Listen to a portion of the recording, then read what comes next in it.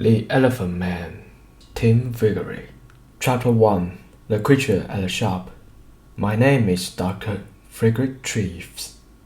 I'm a doctor at a London hospital. One day in 1884, I saw a picture in the window of a shop near the hospital. I stopped in front of the shop and looked at the picture. At first, I felt interest. Then I felt angry. Then afraid. It was a horrible, ugly picture. There was a man in the picture, but he did not look like you and me. He did not look like a man. He looked like an elephant. I read the writing under the picture. It says, "Come in and see the Elephant Man. 2 pence." I opened the door and went in. There was a man in the shop. He was a dirty man, in an old coat, with a cigarette in his mouth. "What do you want?" he asked. "I'd like to see the Elephant Man, please," I said. The man looked at me angrily. "Won't you come?" he said. "The shop is closed now. You can come back tomorrow." "I'm sorry," I said, "but I would like to see him now. I have no time tomorrow. I have a lot of work to do. But I can give you more than 2 pence. The man looked at me carefully. Then he took a cigarette out of his mouth and smiled with his yellow teeth. "All right, sir," he said. "Give me 12 pence then." I gave him the money, and he opened the door at the back of the shop. We went into a little room. The room was cold and dark, and there was a horrible smell in it.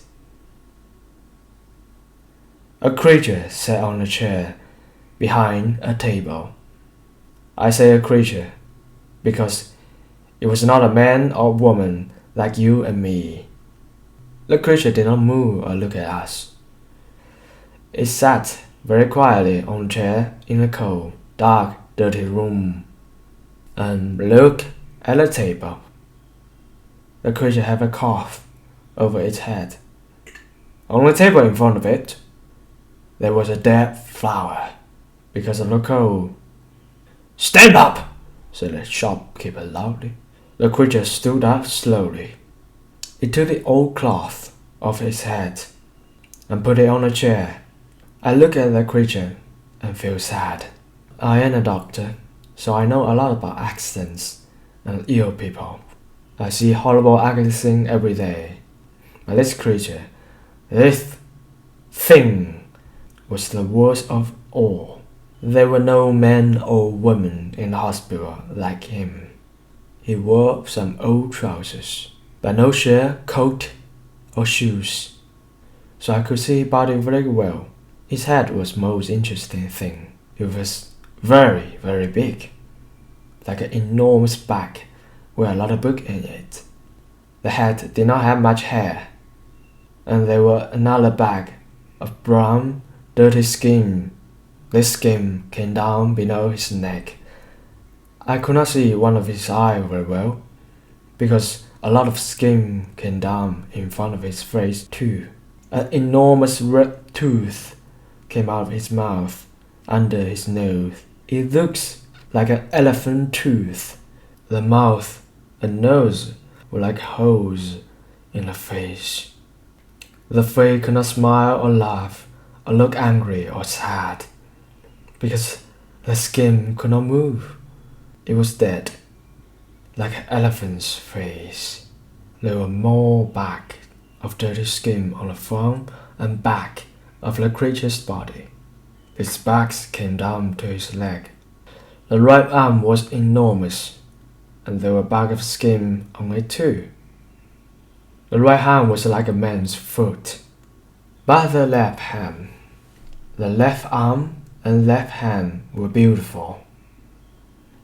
The left arm had a beautiful skin, and the finger of the left hand were long and beautiful. It was like a young woman's hand. "Walk, Merrick," said the shopkeeper angrily.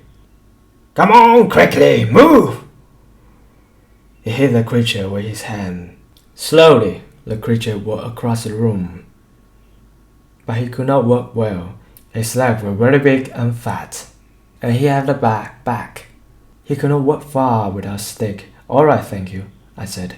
"Let him sit down. I don't want to see any more. I feel ill, and the smell in the room was very bad." "Yes, sir," said the shopkeeper. "Sit down, Merrick." We went out of the room and closed the door. The shopkeeper smiled at me with his yellow teeth. "Wonderful, sir, isn't it?" he said. "The best Elephant Man in England. Hundreds of people come to see him, you know. Hundreds. I take him all over the country, I do."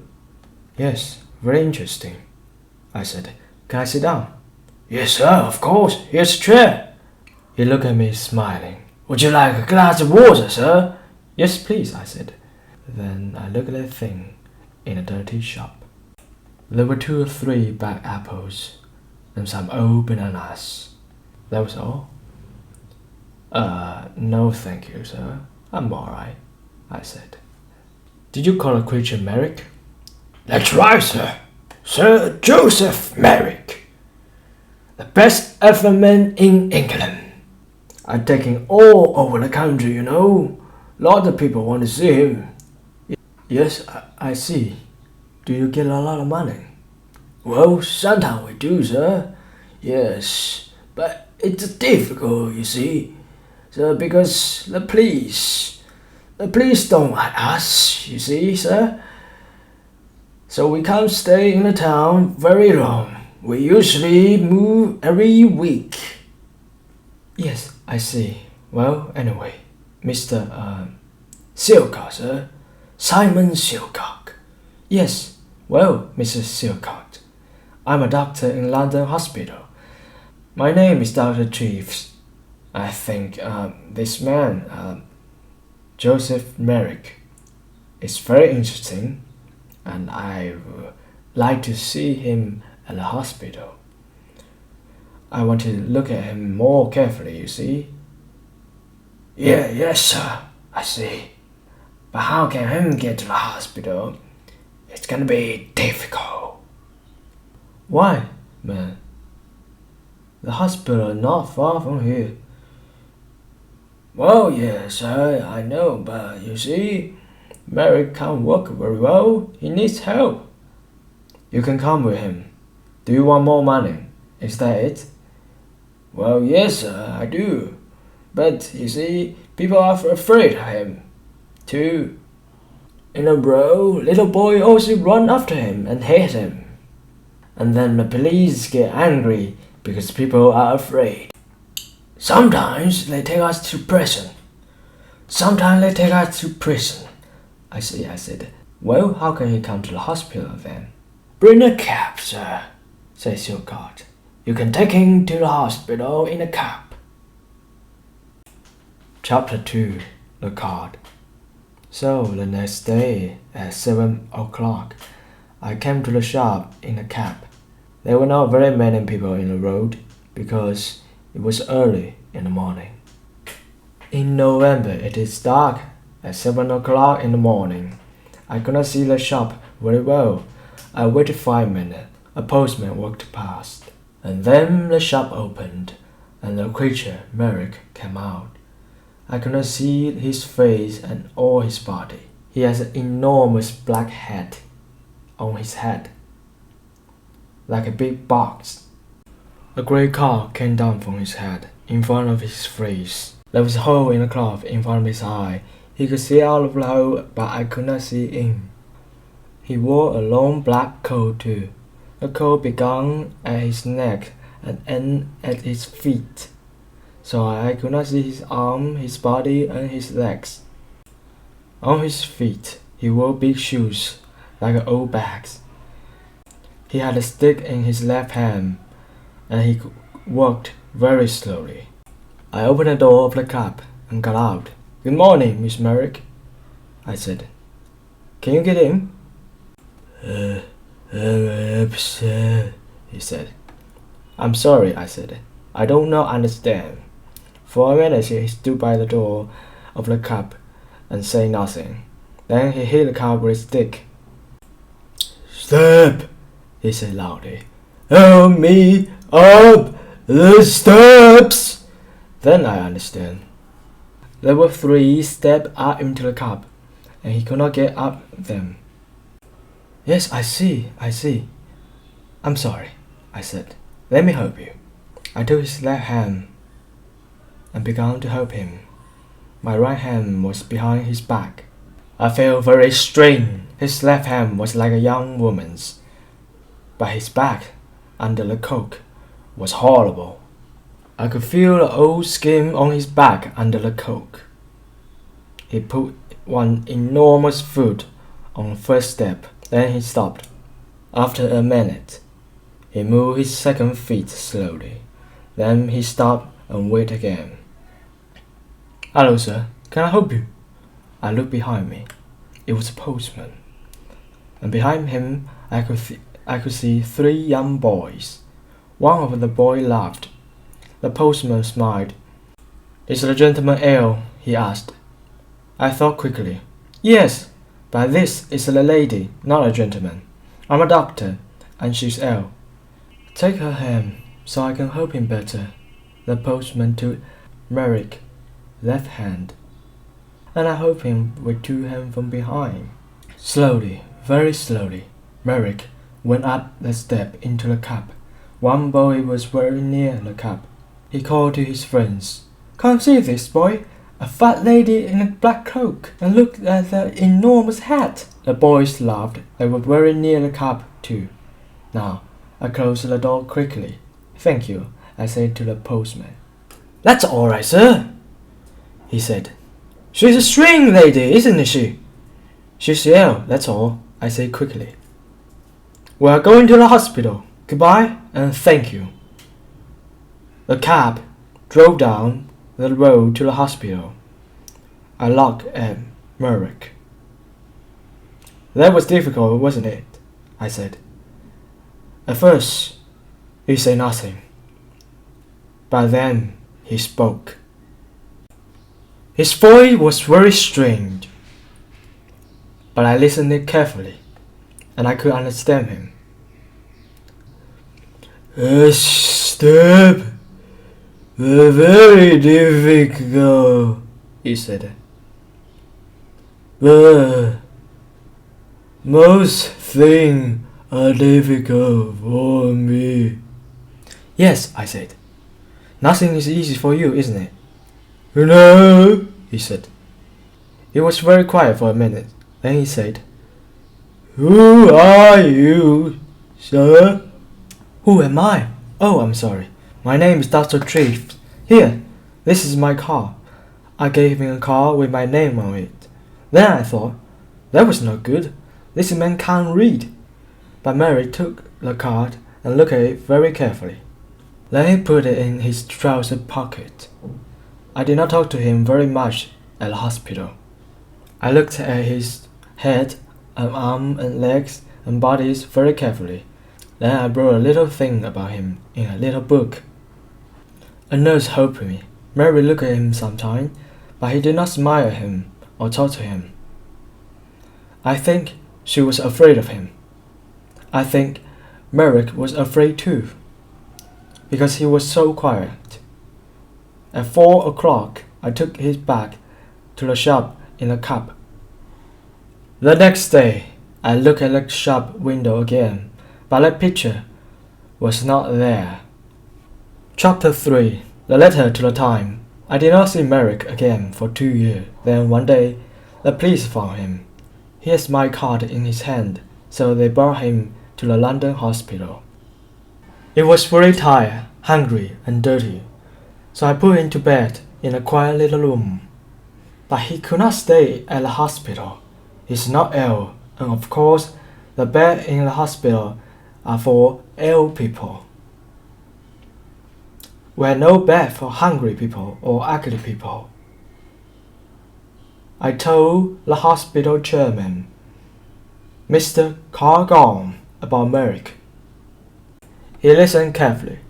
Then he wrote a letter to the editor of the Time newspaper. From the Time, December 4th, 1889.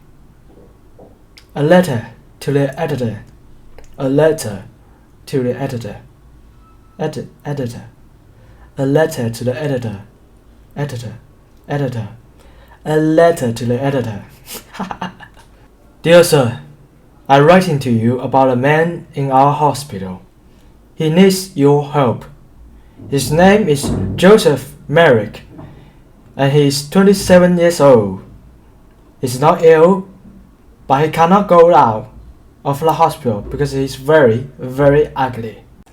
Nobody likes to look at him, and some people are afraid of him. We call him the Elephant Man. 2 years ago, Merrick lived in a shop near the London hospital. For 2 pence, people could see him and laugh at him. One day, Dr. Frederick Treves, a hospital doctor, saw Merrick and brought him to this hospital and looked at him carefully. Dr. Treves could not help Merrick, but he could give him his card. Then the shopkeeper, Silcock, took the Merrick to Belgium, for a lot of people in Belgium wanted to see him. And after a year, Merrick had £50. But then Silcock took Merrick £50, then Merrick in Belgium, and went back to London. Merrick came back to London by himself. Everyone in the train and the ship looked at him and laughed at him. In London, the police put him in prison. But then they saw Dr. Treves' car and brought Merrick to the London hospital. This man had no money and he cannot work. His face and body are very, very ugly. So of course many people are afraid of him. But he is a very interesting man. He can read and write, and he thinks a lot. He is a good, quiet man. Sometimes he makes things with his hand and gives them to the nurses because they are kind to him. He remembers his mother. He had a picture of her, and she was beautiful and kind, he said, but he never sees her now. She gave him to Silcock a long time ago. Can a reader of the time help us? This man is not ill, but he needs a home. We can give him a room at a hospital, but we need some money. Please write to me at London Hospital. Yours faithfully, C.F.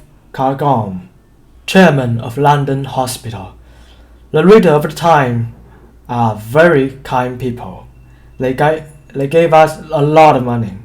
After a week, we have £50,000, so Merrick could live in the hospital for all his life. We can give him a home. Chapter 4. Merrick's first home. We gave Merrick 2 rooms at the back of the hospital. One room was the bathroom, so he could have a bath every day. Soon his skin was much better, and there was no horrible smell. The second room had a bed, table, and chair. I visited him every day and talked to him. He loved reading and talking about books. At first he did not know many books, the Bible, 1 or 2 newspapers, that's all. But I gave him some book of love story, and he liked them very much. He read them again and again and talked about them often. For him, the man and woman in this story were alive like you and me. He was very happy, but sometimes it was difficult for him. At first, 1 or 2 people in the hospital laughed at Merrick because he was ugly. Sometimes they brought their friend to look at him. One day, a new nurse came to the hospital, and nobody told her about Merrick. She took his food to his room and opened the door. Then she saw him. She screamed, dropped the food on the floor, and ran off the room. I was very angry with the nurse and went to see Merrick. He was not happy about it, but he was not very angry. I think he felt sorry for the girl. People don't like to look at me. I know that. Dr. Treves, he said. They usually laugh or scream. Well, I do not want a nurse to laugh at you, Joseph, I said angrily. I wanted to help you. Thank you, doctor, he said, in his strange, low voice. But it's not important. Everyone laugh at me. I understand that. I look at him sadly.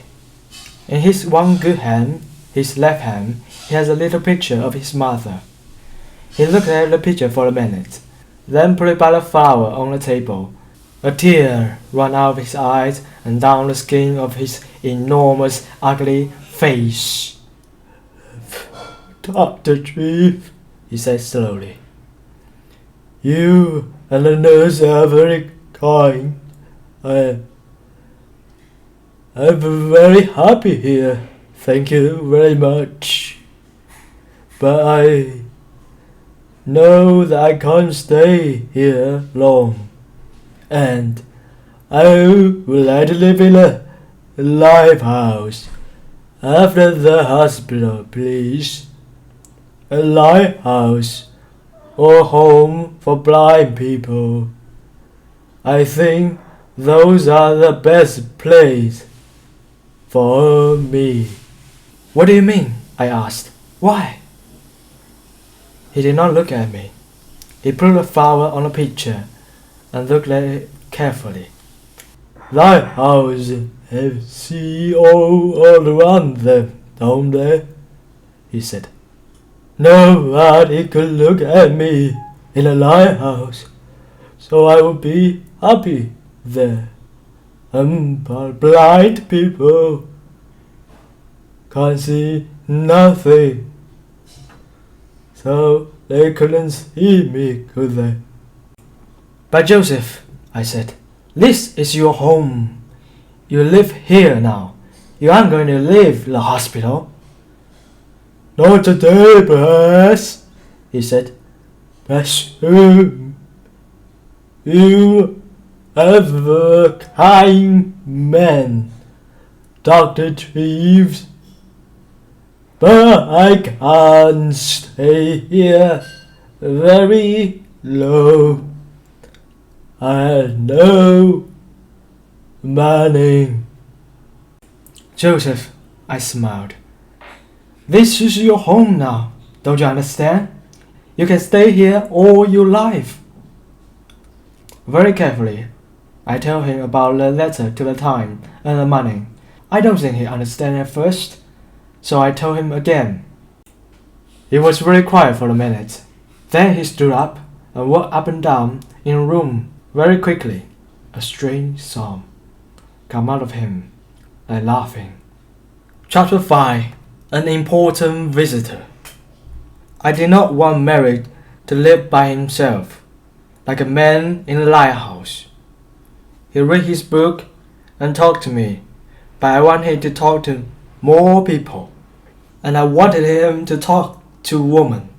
Merrick read about women in his books, but he did not often talk to women. He met a nurse every day, but they didn't talk to him very much. For them, he was always a creature, not a man. One day, one of my friends, a beautiful young woman, came to the hospital. I told him about Merrick and took her to his room. She opened the door and smiled at him. Good morning, Miss Merrick, she said. Then she shook his hand. Merrick looked at her for a minute, with his mouth open. Then he sat down on his bed with his head in his hand and cried. He cried for nearly 5 minutes. The tears ran down his face, between his fingers, and onto the floor. My friend sat down on the bed beside him and put her hand on his arm. She said nothing, but he smiled at him and shook his hand again before she left. "Dr. Treves," he said to me that night, "that lady was wonderful. My mother smiled at me once many years ago, but no women smile at me now. But this lady smiled at me too, and she shook my hand. A beautiful lady smiled at me and shook my hand."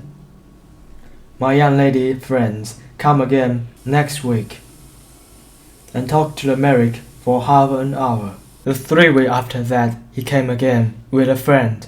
They gave him some book and have a cup of tea with him. It was wonderful for him. For the first time in his life, he had some friends.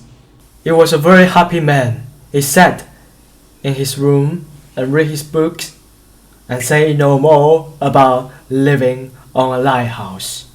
People began to read about Merrick in the newspaper, so he had a lot of visitors. Everybody wanted to see him. A lot of important ladies and gentlemen visited him. They smiled at him and shook his hand and gave him books. Merrick liked to talk to these people. He began to forget about his ugly body, and his visitors never laughed at him. He began to feel like a man, not a creature. One wonderful day, a very important lady came to the hospital and visited him. I met the lady and took her to his room. Then I opened the door and smiled at him. "Good morning, Joseph," I said. "There's a new visitor to see you today, a very famous lady."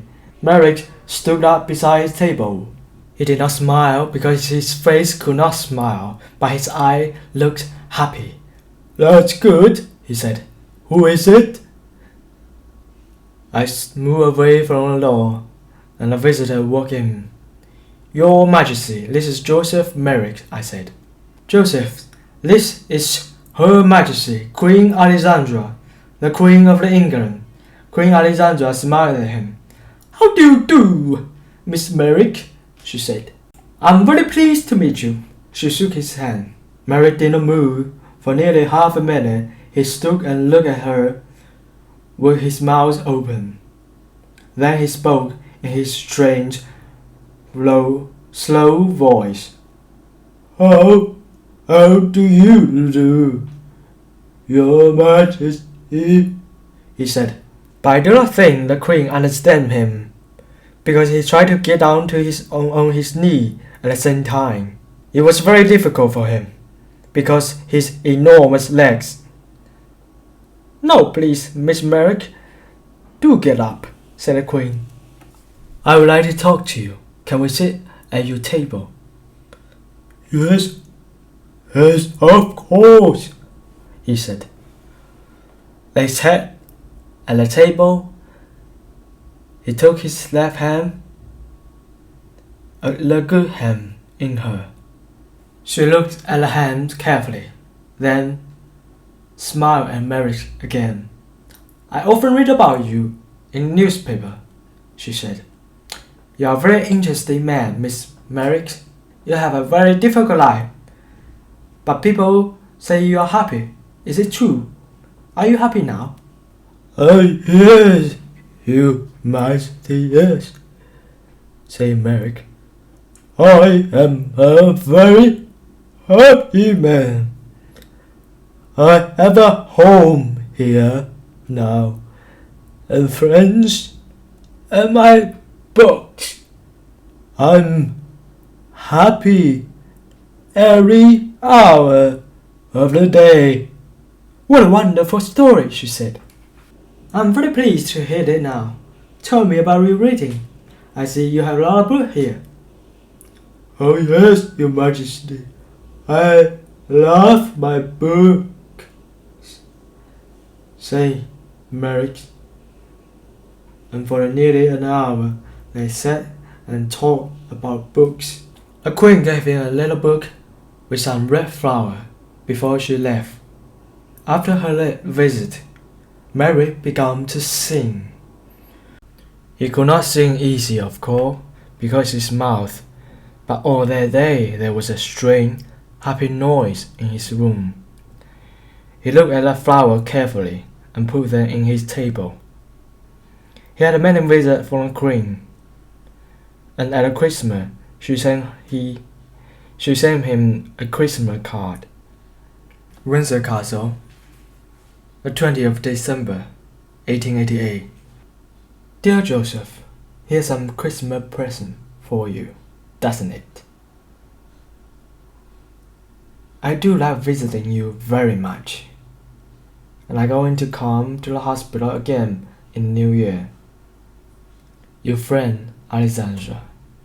The present was a picture of the Queen Alexandra with his name on it. Mary cried over it and put it carefully by the bed in his room. Then he sat down and wrote a letter to the Queen. It was the first letter of his life. A London hospital, 23rd of December 1888. My dear Queen, thank you very, very much for your wonderful card and wonderful picture. It's the best thing in my room, the very best, the most beautiful thing I have. This is the first Christmas in my life, and my first Christmas present. Perhaps I have a Christmas with my mother once, but I do not remember it. I have my mother's picture too, and she is beautiful like you. But now I know many famous ladies and kind people like Dr. Treves, and I am a very happy man. I'm happy too because I am going to see you in the new year. Happy Christmas to you, my dear friend. With all my love, Joseph Merrick. Chapter 6. Outside the hospital. Merrick had a lot of friends now, but he was more like a child than a man. He could read about a thing and talk to his visitor, but he could not go out of the hospital by himself. He thought and played like a child. After Christmas, he wanted to go to the theater. This was very difficult because I did not want the people in the theater to see him. But a kind lady from the theater, Mrs. Kendall, helped us. We bought tickets from a box at the side of the theater. We went to the theater in a cab with dark windows, and we entered the theater by the door at the back, the Queen's door. Nobody saw us. 3 nurses sat at the front of the box, and Mary and I sat in the dark behind them. Nobody in the theater could see us, but we could see the play. It was a children's Christmas play. Mary loved it. It was very wonderful. It was a most wonderful, exciting story. Often he laughed, and sometimes he tried to sing like the children in the theater. He was like a child. For him, everything in the story was true. Once, he was very afraid because the bad men in the play were angry and have a knife. At first, Merrick wanted to leave the theater, but I stopped him. Then he was very angry with the bad man in the play. He hit his hand on his chair and stood up and talked to the man. but nobody heard him. When a bad man went to prison, Merrick laughed. Merrick thought the beautiful young lady in the play was wonderful. He wanted to talk to her too. In the end of the play, he was very happy because she married a good young man. He remembered this play for a long time, and he talked a lot about the people in it. What do you think they did after we left? He asked me. Where do the young lady and young man live? What are they doing now? I do not know, I said. Perhaps they live in the country. Merrick thought about this for a long time. Then he said, Dr. Treves, can I go to the country, please? I thought the country once for a train, but I never went there. I often read about it in books. It's very beautiful, is it not? I would like to see it. The visit to the theatre was difficult, but the visit to the country was more difficult. But again, one of his new friends hoped she had a small house in the country, and Merrick could stay in for the summer, she said. I took Merrick to the country in a train with the dark windows so nobody could see him. Then we went in a cab to the country house. There were a lot of trees near the house, but no people living near it. A countryman brought food to the house every day, but no people came near it. I stayed with him that night. At night, it was very dark and quiet. In the morning, hundreds of birds sang in the trees, and everything outside the house was green. Merrick walked under the big trees, looking happily, and singing his strange song. I went back to London, but Merrick stayed there for 6 weeks. He was wonderfully happy. Every week he wrote me a letter. Apple Trees House,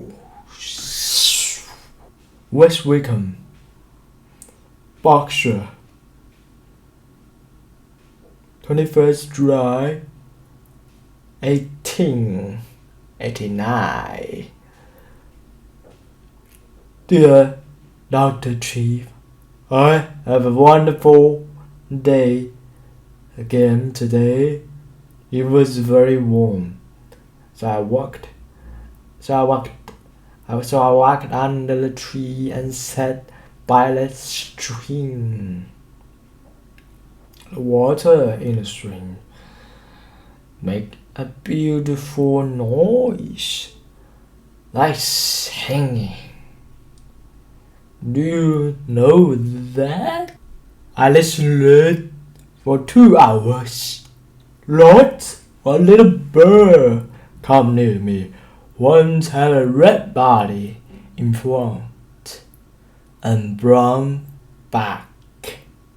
I gave it some bread and it sat on my hand. All the birds are my friends now. I watch the fish in the stream too. It was really exciting because they move very fast. 1 minute they were there, and next minute I could not see them. But I wait quietly, and they always come back I put my hand in water, but I could not touch them. I met a big dog yesterday. It was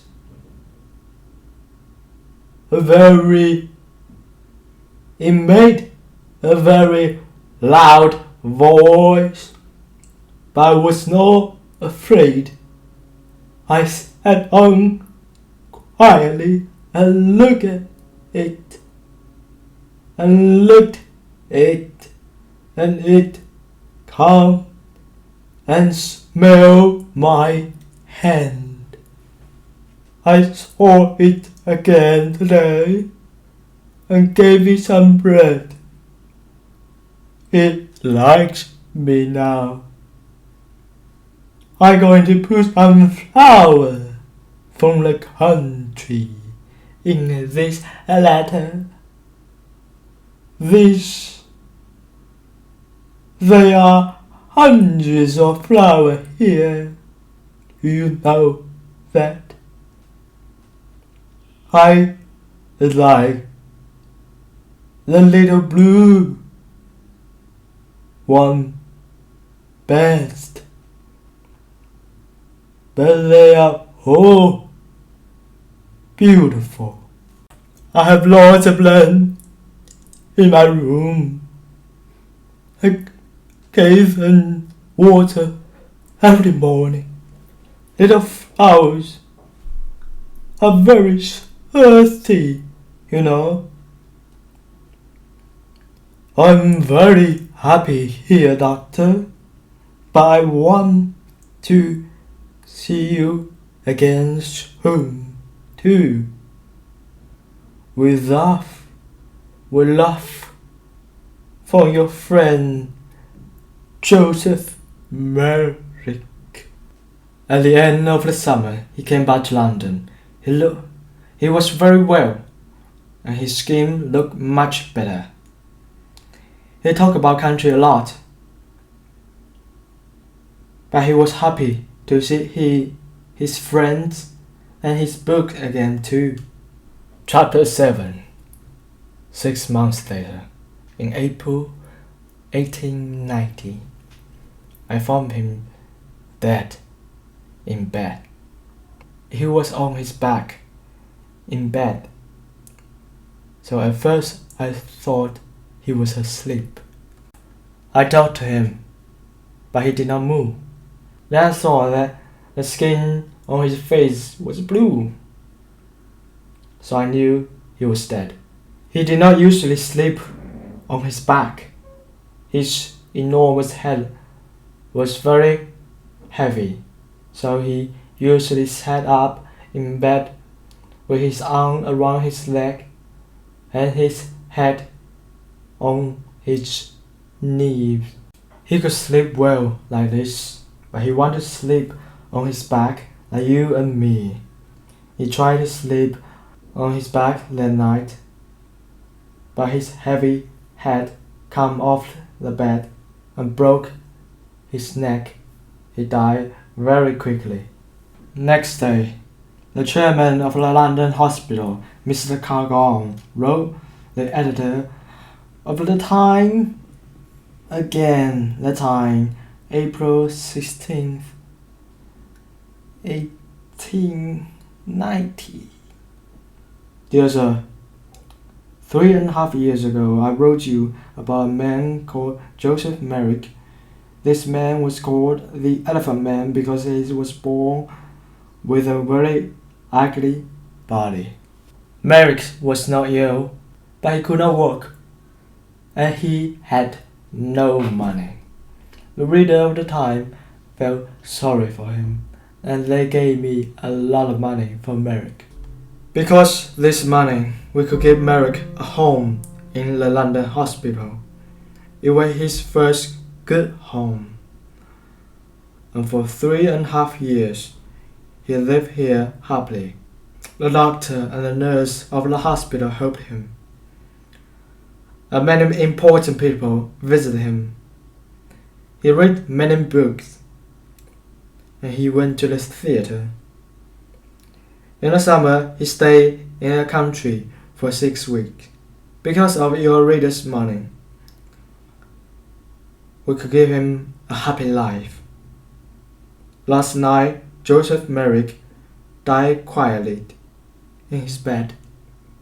He was a man with a very ugly body, but he was a good, kind man, and he had a lot of friends. We like to talk to him, and we are all very sorry because he's dead. A lot of people are going to remember him for a long time. There is some money left, so I'm going to give it to the hospital. Thank you, sir, for your help. Yours faithfully, F.C. Cargon, the chairman of the London Hospital.